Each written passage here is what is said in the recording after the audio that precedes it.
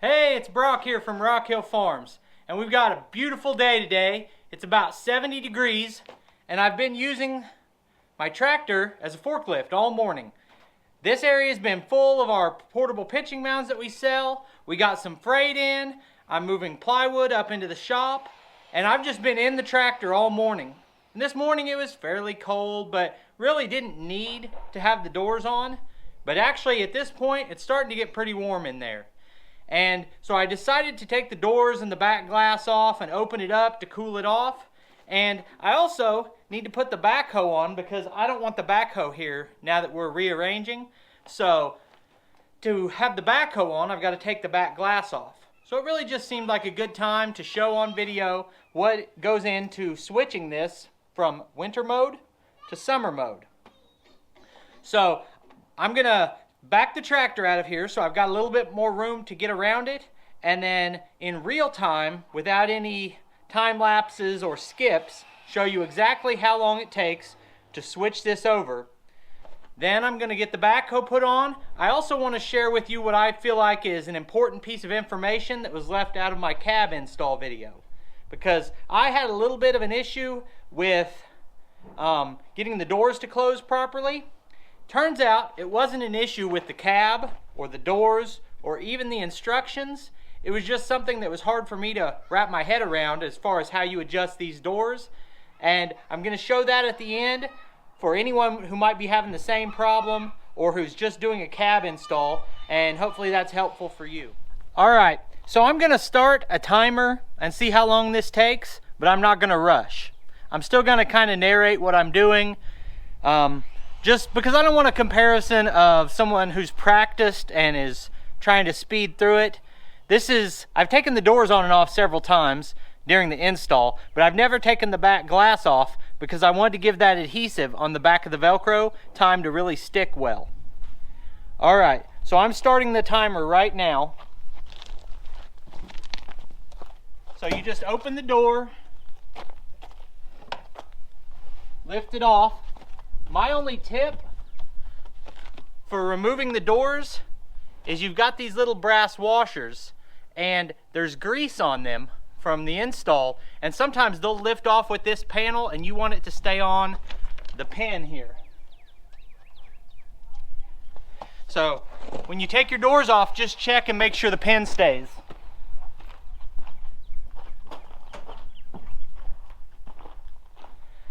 I said that wrong. When you take the door off, check and make sure the washer stays on the pin.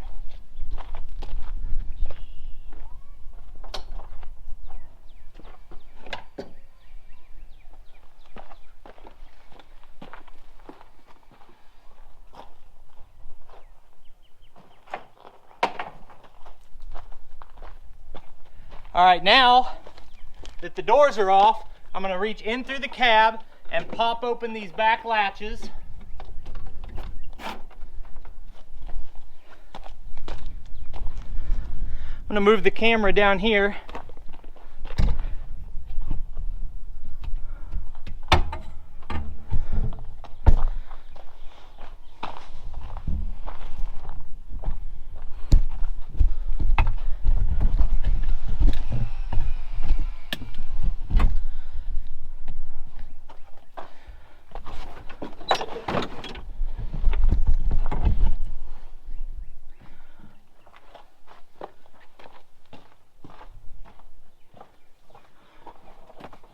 Alright, so to remove the back glass, you just pop open these latches, push these little buttons right here. That takes your hinges loose. Okay, then when you push the window open, you can hear that Velcro coming off. And then you will unhook this little electrical plug.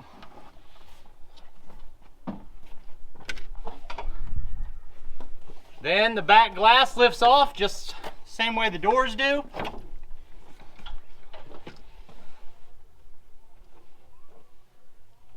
And that's all there is to it. So I spent 2 minutes and 29 seconds. Probably a minute of that was stopping to talk to the camera and to move the camera. So about a minute and a half, you've opened this workstation up to be cooler in the summer. Which means in about a minute and a half, if it was to start raining right now, or I open it up like this, but I know it's going to be cold tomorrow morning, minute and a half, 2 minutes, you're set back up for cold weather.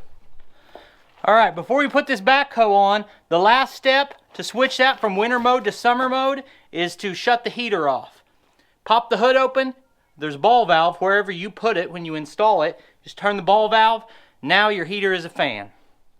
All right, so let's get the backhoe on.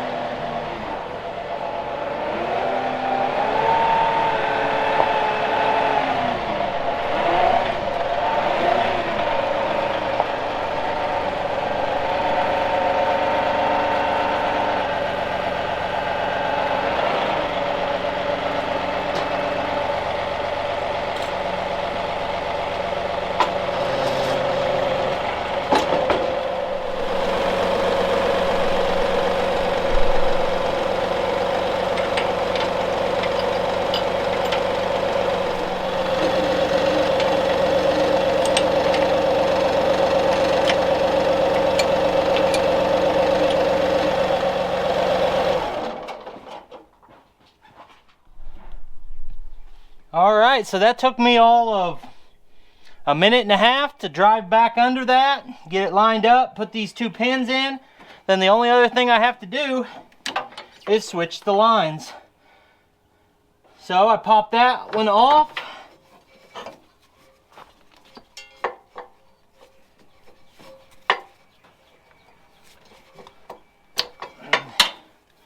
And put these 2 on.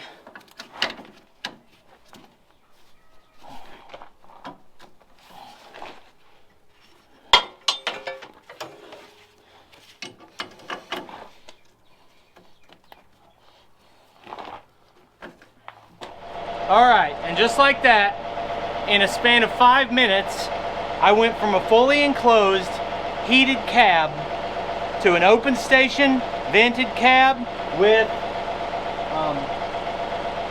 a ready-to-run backhoe. That's what I like. Quick attach, adaptability, versatility. I also forgot that in a matter of seconds, you can pop the front windshield open to vent that. Now I told you I was going to talk a little bit about the issue with the doors. So let me grab one of the doors and put it on and describe the situation I had with trying to get my doors to not only close, it wasn't hard to get them to close. I had a little bit of trouble getting the seal where no air could get through. So let me show you that. All right, so when I installed this set of doors, then I closed the door, had a gap. I don't know if you can see it, but if you're lined up straight with it, there is a gap in that weather sealing. Now, if it's 50 degrees outside, that's not a big deal, a little bit of wind getting in. The heater will cook you out. If it's 40 or 50 degrees, you'll cook inside that cab with the heater on.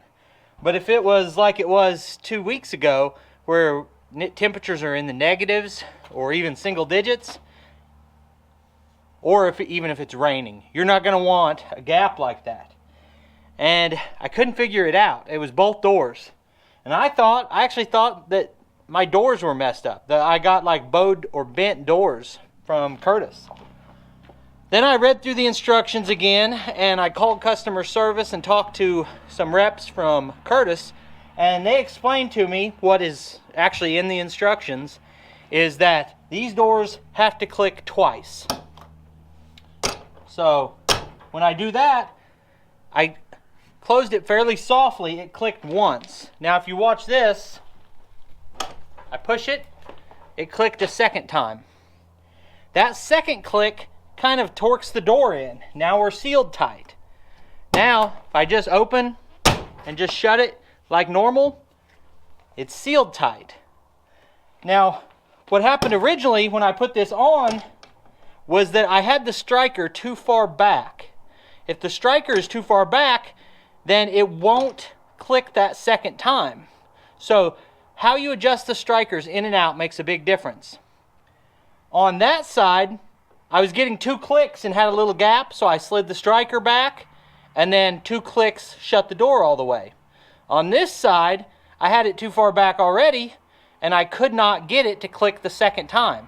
So, if you feel like your doors aren't sealing up properly, then push it in and see 1 click, not sealed. Now, if you had 2 clicks and you weren't sealed, you would back the striker up until that second click sealed the door. If you're like me and you get 1 click and you're not sealed, click it a second time and you're sealed. Now, if you click it twice and it's still not sealed, you move it back. If you cannot force it closed to click that second time, you move it forward. So the placement of that door striker determines getting a good seal. Now, after a little explanation and just moving the striker a tiny bit, both doors, with a comfortable motion, seal. And I'm happy with it. All right, well, I better get that door back off and get to work. I don't know if you can see, but there's multiple pallets back here that are just setting out and in the way. I need to finish rearranging all this, get everything organized, put those pallets back in here, and then I've got to take some more plywood up to the shop and get some work done. But I appreciate you taking the time to watch this video. In a minute, there'll be links on the screen right here to a couple more of our videos, and I'll see you next time.